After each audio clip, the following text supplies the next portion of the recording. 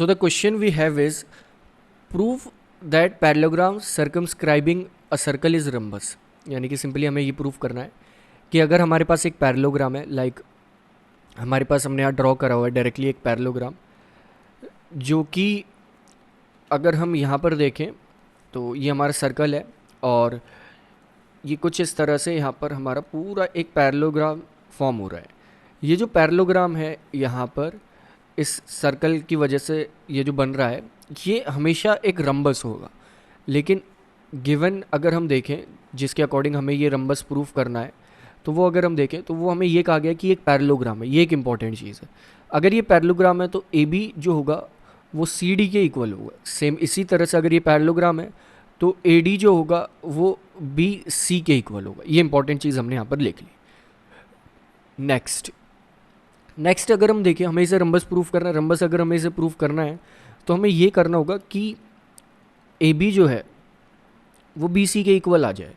और अगर A B C के इक्वल आ जाता है तो ऑटोमेटिकली चारों साइड्स इक्वल आ जाएंगे। और चारों साइड्स किसकी इक्वल होती हैं? एक स्क्वायर की भी होती हैं, एक रंबस की भी होती हैं, और स्क्वायर को हम रंबस कह सकते हैं। तो एक तरह से हमने सिंपली चारों साइड्स इक्वल प्रूफ कर दी तो ये रंबस प्रूफ हो जाएगा।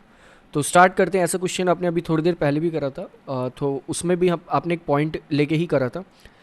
तो उस अकॉर्डिंग अगर हम देखें तो जो टेंजेंट फॉर्म हो रही है डी पॉइंट से अगर कोई टेंजेंट फॉर्म हो रही है तो वो दोनों पार्ट्स उस टेंजेंट के इक्वल होंगे। दैट इज़ दो टेंजेंट यहाँ पर फॉर्म हो रही है, दिस एंड दिस, तो ये दोनों इक्वल होंगे। सो वी कैन से अपने थ्योरम में ये पढ़ा था कि टेंजेंट्स इक्वल होती हैं अगर एक ही पॉइंट से बनाई जाए। तो डी आर जो होगा वो इक्वल होगा डी एस के। आपको रीज़न पता है, टेंजेंट क्योंकि ये एक ही पॉइंट से फॉर्म हो रही है, दैट इज़ लिख लेते हैं आगे पॉइंट डी से। नेक्स्ट इसी तरह हम कह सकते हैं सी आर जो होगा वो इक्वल होगा सी क्यू के, क्योंकि ये टेंजेंट फॉर्म हो रही है पॉइंट सी से। नेक्स्ट इसी तरह बी पी जो होगा वो इक्वल होगा बी क्यू के, क्योंकि ये टेंजेंट फॉर्म हो रही है पॉइंट बी से। नेक्स्ट ए पी जो है वो इक्वल होगा ए एस के। क्यों? क्योंकि ये टेंजेंट्स हैं दोनों और ये फॉर्म हो रही है पॉइंट ए से। तो अब हमें क्या करना है, अब हम इन इक्वेशंस को डायरेक्टली ऐड कर देंगे। ऐडिंग करने से क्या होगा, हमारे पास कुछ एक न्यू इक्वेशंस यहाँ से फॉर्म होके आ जाएंगे। हमारे पास क्या आएगा कि D P plus C R plus B P plus A P equal होगा D S plus C Q plus B Q plus A S के। और इन इक्वेशंस को थोड़ा सा हम शफल कर लेंगे, थोड़ा सा चेंज करके अपने अकॉर्डिंग लिख लेंगे। क्योंकि अगर हम देखें यहाँ पर ए बी जो है वो A P plus B P है, दैट इज़ इसी अकॉर्डिंग हम सारी इक्वेशंस को चेंज कर लेंगे। लाइक यहाँ पर डी पी हमें गिवन है और we can say D R है, ये स्टार्टिंग में डी आर हमें गिवन है। तो D R plus C R अगर हम देखें यहाँ पर, ये दोनों अगर हम देखें D R plus C R, तो D R plus C R यहाँ पर फॉर्म करते हैं D C plus B P plus A P. अगर हम देखें तो B P plus A P अगर हम देखें तो ऊपर वाली साइड है वो, तो वो फॉर्म कर रही है A B. Next D S plus A S अगर हम देखें तो D S plus A S अगर हम देखें तो ये फॉर्म हो रहा है ए डी।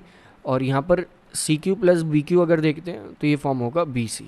तो हम कह सकते हैं इस तरह से ये कुछ इक्वेशंस हमारे पास इक्वल आ जाएंगी। नेक्स्ट हमने देखा था कि ए बी जो है वो सी डी के इक्वल है। तो ए बी की जगह अब हम सी डी लिख सकते हैं या फिर सी डी की जगह ए बी लिख सकते हैं। तो सी डी की जगह हम ए बी लिख देंगे तो आ जाएगा A B plus A B equal.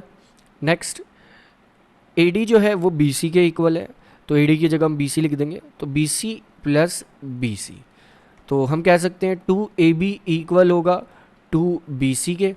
तो टू से टू यहाँ कैंसिल आउट हो सकता है, तो हमारे पास आ जाएगा A B equal B C, जो कि एक्चुअली में हमें प्रूफ करना था, जिसकी हेल्प से कह सकते हैं हम कि ये रंबस है।